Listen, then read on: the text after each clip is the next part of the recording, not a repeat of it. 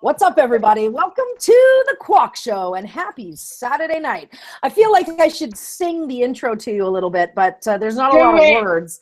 The intro is going to be coming. We are just figuring out some kinks on how to play it while we're live on Google Hangouts. So if any of you technical whizzes out there have any info, hit us up big time. Do-do-do-do. Do-do-do-do. Well, I just want to say real quick, Do-do-do. Google, you kind of suck because today you changed your platform and it's not working for me. I know. Whenever anything goes wrong, it's Stephanie's fault. That's her role on the show. It's fine. I'll take the fall. And Hallie missed the memo that it was Hat Day today. Whenever anything goes wrong, it's Stephanie's fault. That's her role on the show. Fine. We have like 6 conversations going on right now, guys. Yeah, we totally do.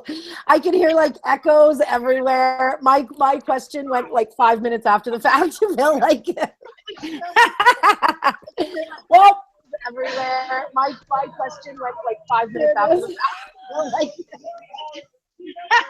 What everybody has always Okay, moms, we don't do this for every day. and what everybody's always wanted, Carol in stereo. Moms, we don't do this for every day. Always wanted, Carol. Wow, that's going to be a problem throughout the show. It's really going to mess Okay, it up. everybody hit mute at the same time. Ready, go.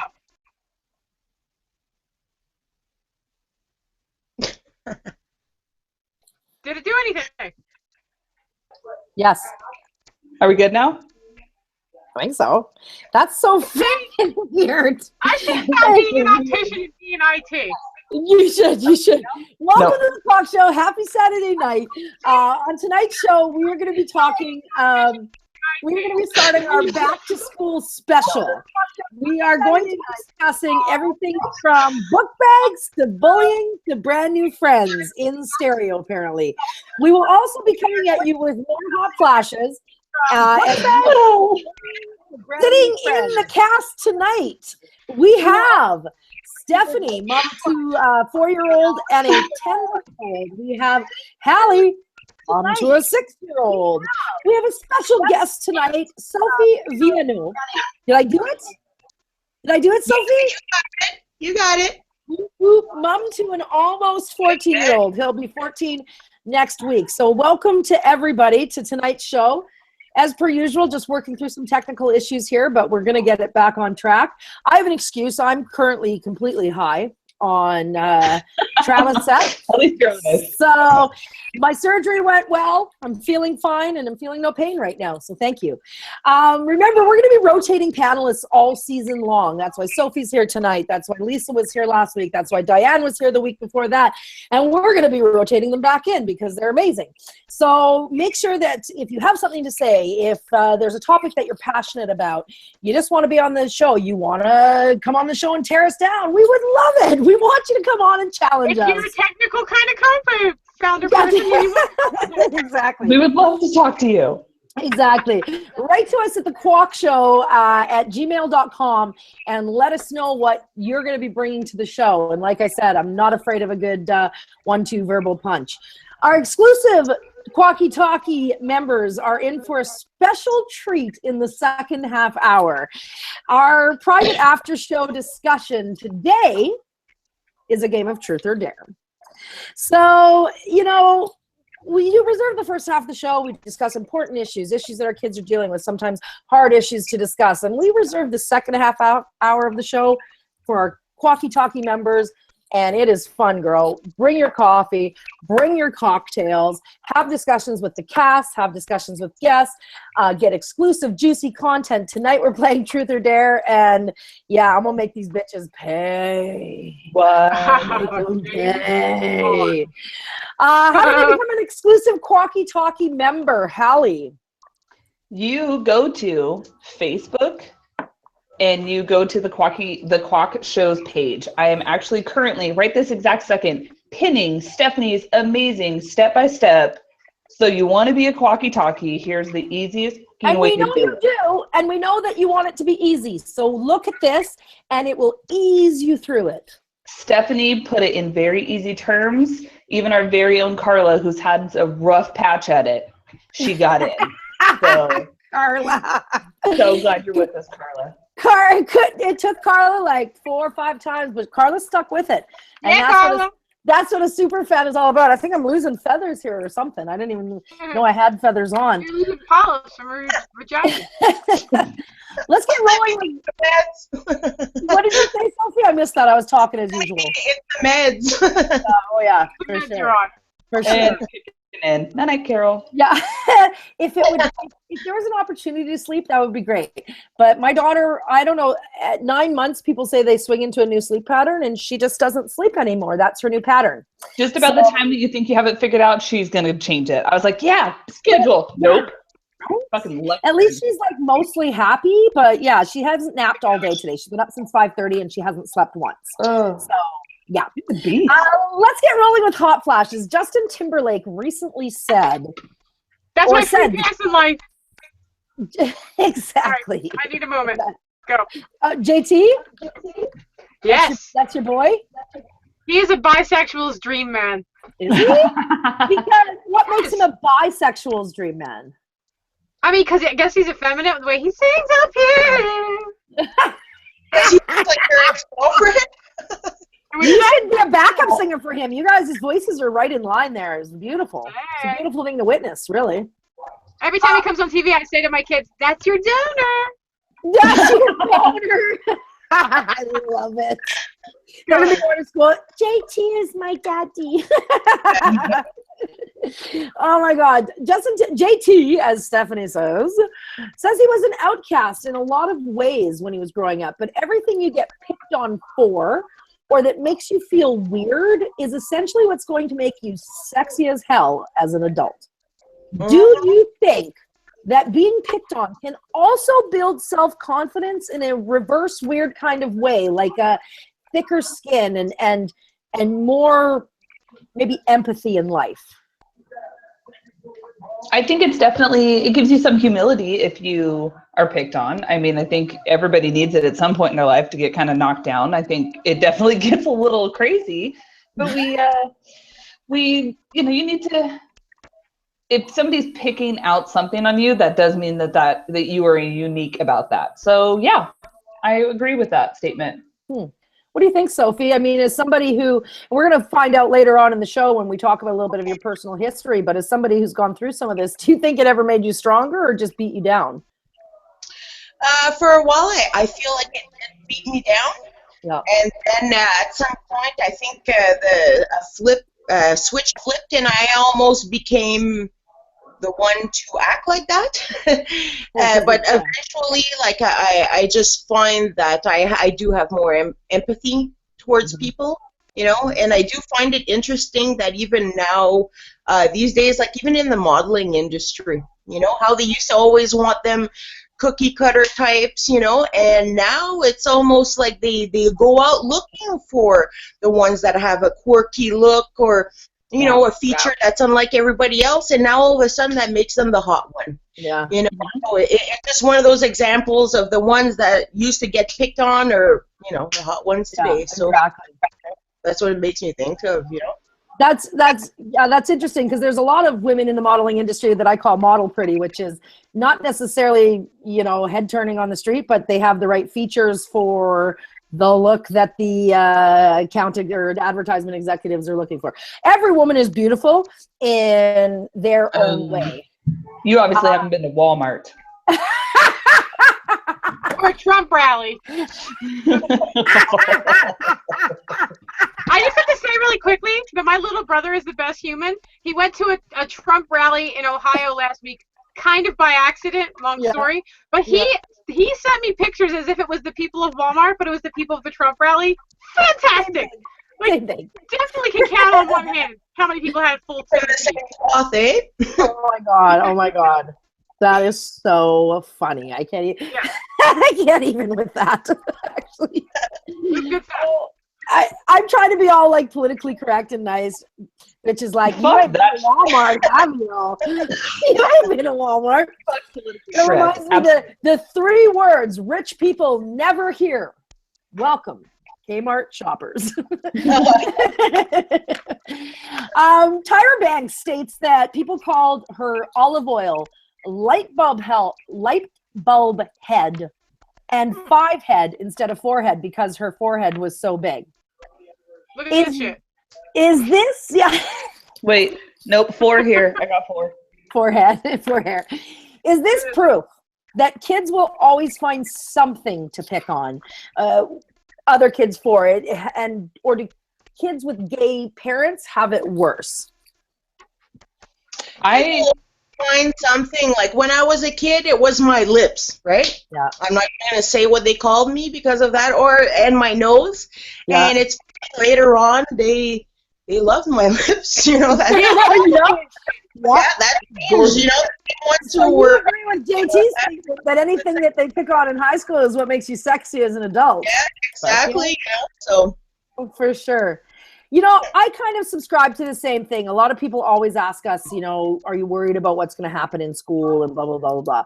First of all, I'm going to take her the first like couple weeks in a really fucking cool car with all my tattoos and the music blasting, and people are going to know my little girl is super cool. But, and they're also going to know not to mess with me because I look a little crazy.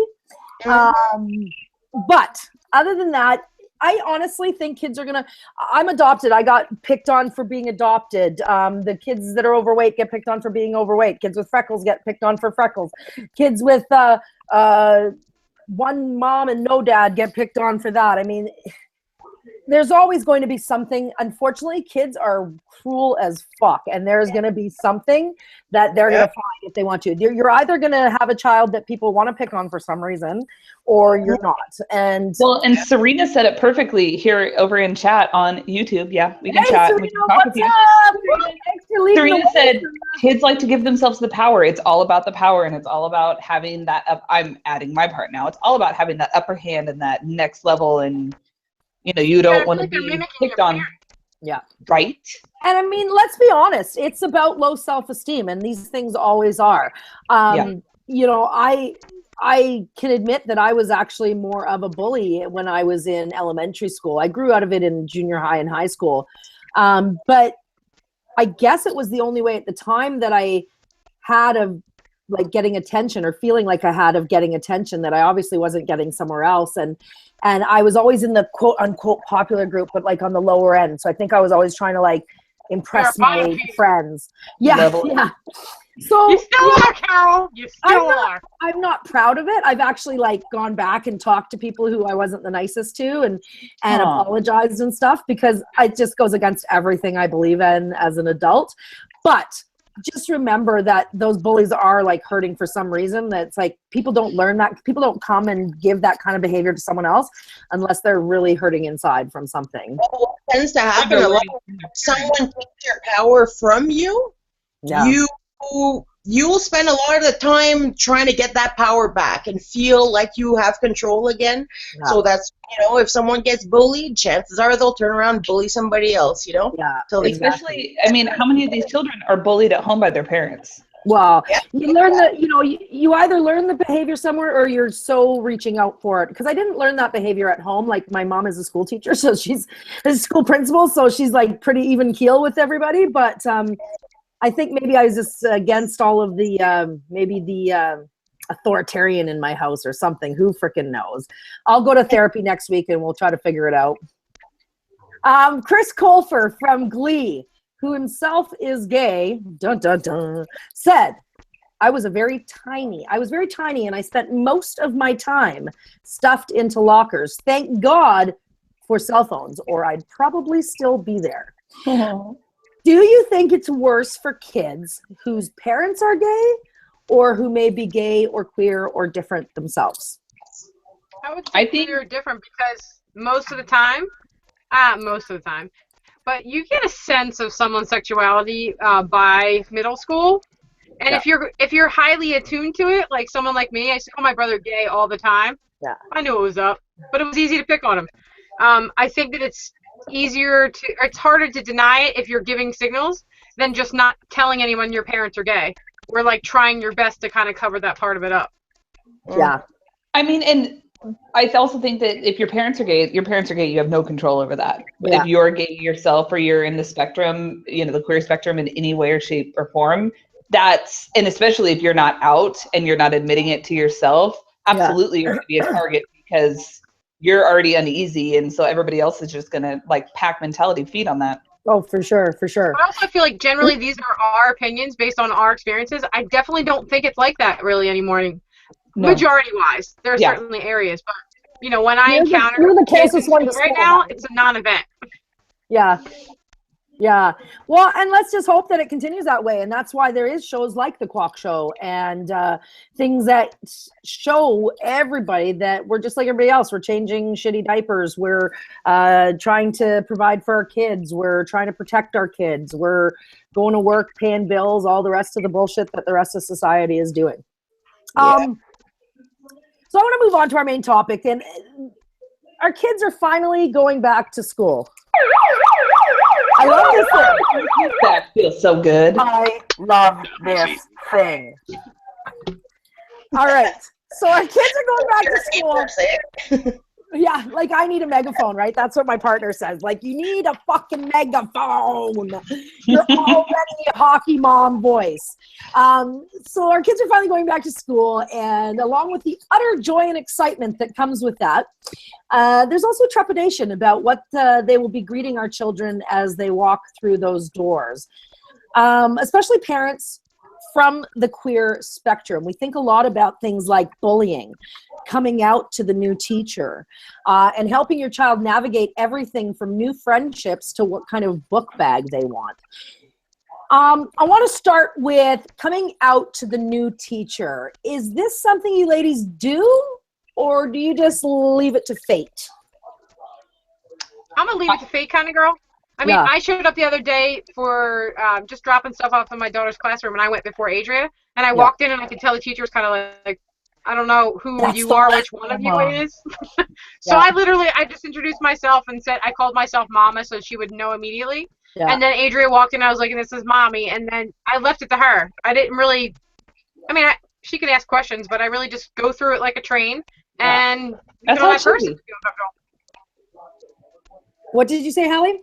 I said that's how it should be. Like, we shouldn't have it. In this day and age, we shouldn't have to keep coming out and keep coming out. It's I'm Mama. This is Mommy. This is just life. Like, you're not gonna ask a mom that comes in if she has a husband at home or a wife at home. Like, it doesn't fucking matter. Where your baby daddy, bitch? Right? I don't even know who your baby daddy is. Shit. There's got to be like a way that as a community that we can figure out like what the cues are, because if you see a male and a female, you automatically assume that that person is Mommy and Daddy, right? So like, is there like a social thing that we could teach our family and friends to say, hey, which one are you, Mommy and Mama, or whatever, and move on? It's not as easy for our queer spectrum friends because they don't identify as Mommy and Mama, but like, what is there like socially that we can do to at least help along the people we care about, not just leave them there like, well, how do I approach the it's kind of the same way they probably approach it with like grandparents as you know, parents. I think it depends on the person, and I think it depends on the look. And I've said this before, like for you and Adria, you're both pretty middle of the road looking hot chicks with long hair and blah blah blah. If me and Nicole walk in with like her butch girlfriend, you're a daddy, I get it. Yeah, like they're gonna be like, okay, well, we understand what's going on here. They're like, are you guys? Is that her auntie? Is what's going on there? You know, what do you think, Sophie? Would you? You've had so much experience with bullying in your background, and would you tell your kids' parents if that were the case, or sorry, your kids' teachers?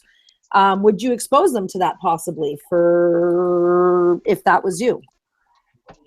See, it all depends. I mean, I find people think that they deserve a lot of answers that they don't necessarily do, and I don't necessarily believe that you should have your intimate or private life on your sleeve like that for people to.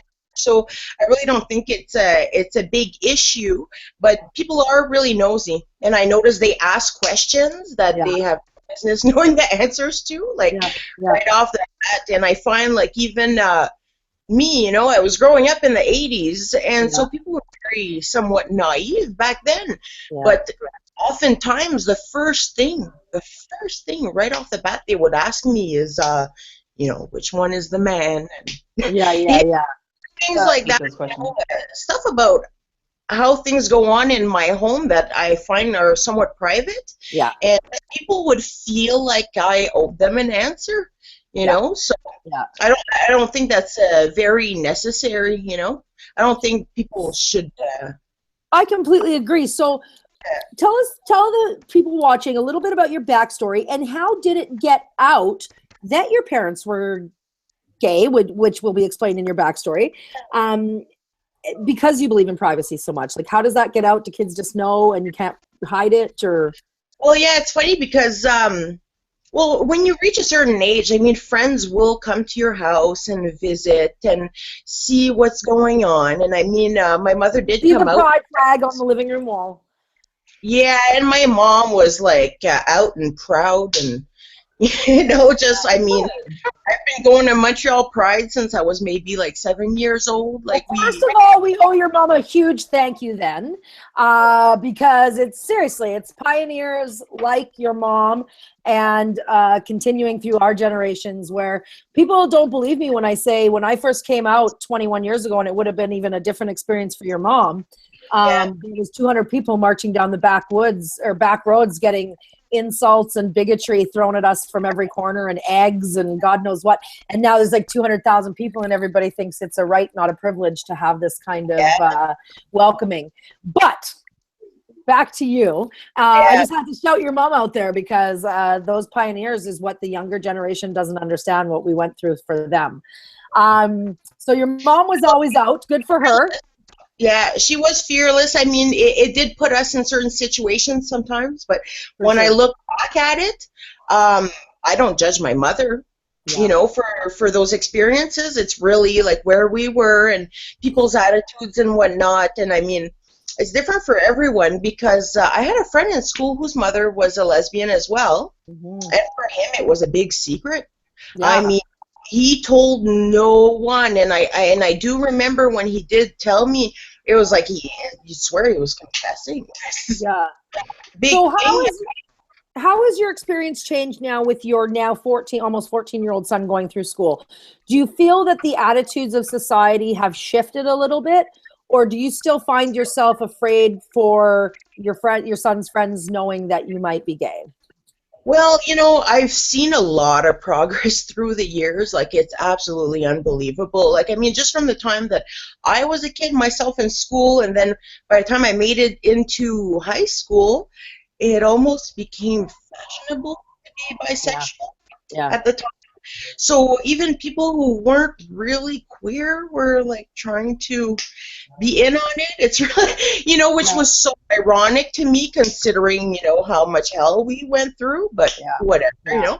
I do think today people are so much more accepting. Yeah. And I do think a bit, you know, it makes me think of going to Montreal Pride a long time ago and seeing they would make a point of having floats with a lot of television personalities, politicians, just people who are really involved in the community and are really influential and who are gay, you know, or queer, and that would kind of send out a message to people that, you know, we're here. Exactly. We're everywhere.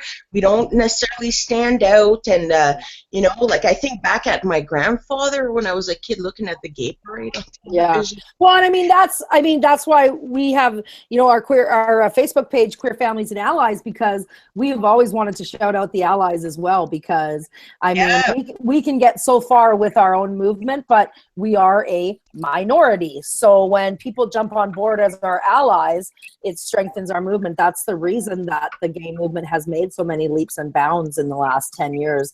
Hallie, you've got a 6-year-old. I do. And I mean, Stephanie and our kids are not in school yet. That's why I asked you. My 4-year-old's in school. She's in preschool. Okay, she's in preschool. She just started. You're right. My bad. Has Casey ever had any issues, and does she talk about you openly? She does talk about me openly. She actually, it's very funny, at daycare, after her mom and I got divorced, one of the kids asked if her mama was going to find a husband now. And she very adamantly said, no, my mama only likes girls. Yeah. for her. Well, good. Tell like it is, Casey.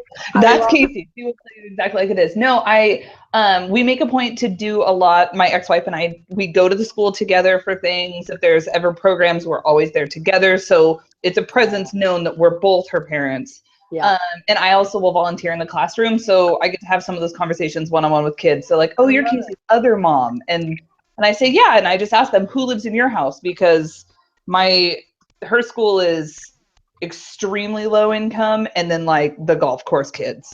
That's there's no in between. There's really no. I mean, I'm an in between, sort of. Yeah. But so it's which is another thing on bullying is it takes me back to kids will bully on you for anything, right? Absolutely. I guarantee that those kids that don't have the cool new book bag for this year are going to get picked on as much, if not more, than the kid with the lesbo moms. Exactly. True. What's in this year for 6-year-olds? Actually, JanSport backpacks. Remember those? A JanSport backpacks. I Those are don't. still around. Yes, JanSport was the jam when I was in 7th grade, and it's back. And I was walking through Kohl's, and I was like, "Oh my god! Like these are exactly what I remember."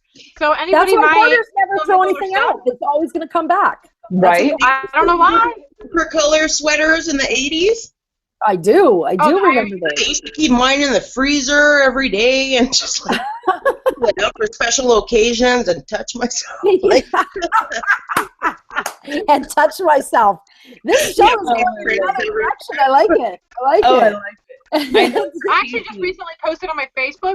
Remember those little charms from the 80s? I don't know if you guys had it in Canada. Do you remember those, Hal? Yes, I do.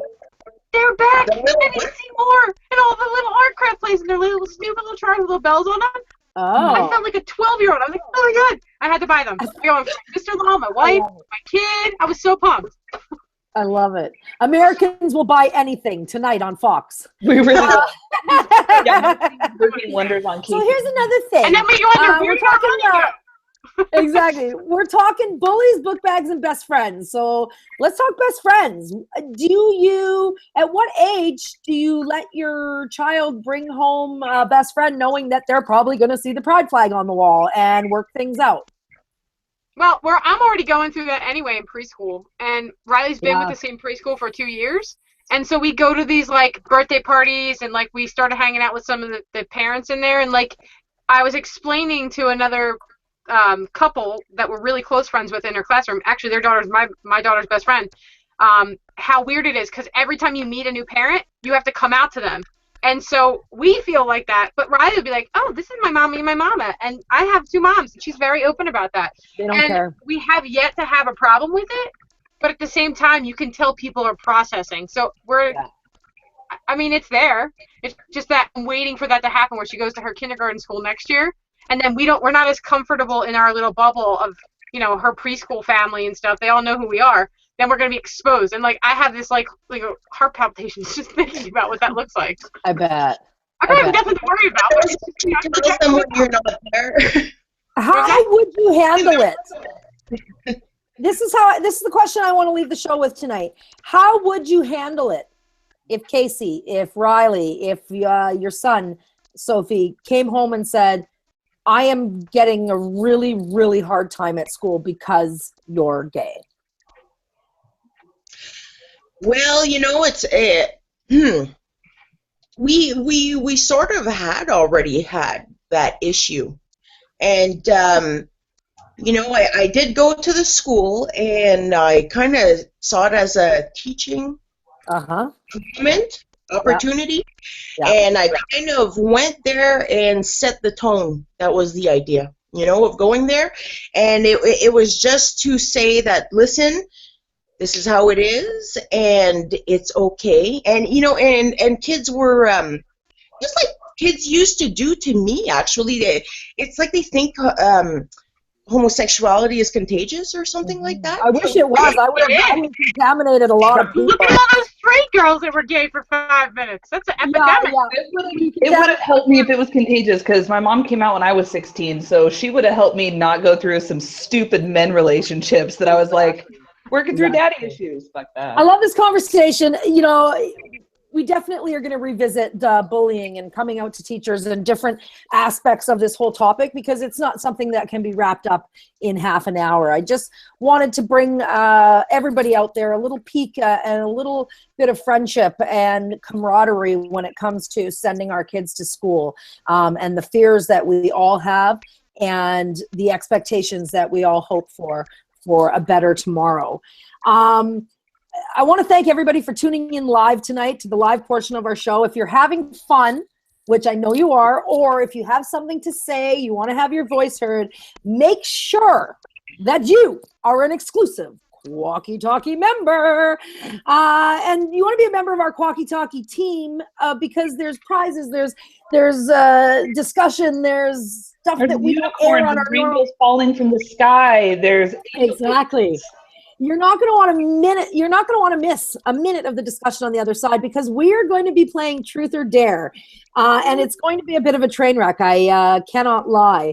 If you're leaving us, cheers. Tune in next week as we talk about, now that we've talked about keeping our kids safe at school and keeping them emotionally safe at school, how do we keep them safe at home? And I'm talking about the internet and our kids online. And protecting our kids in the playground. How do we protect them? We protect them in the playground. How do we protect them in our own home from predators on the computer? Also, how do we help them with the stress of school from tests, homework, and grades? That's on the second part of our 3-part back to school special next week. Now grab your coffees, grab your cocktails, and meet us on the other side of this half hour for a game of Truth or Dare.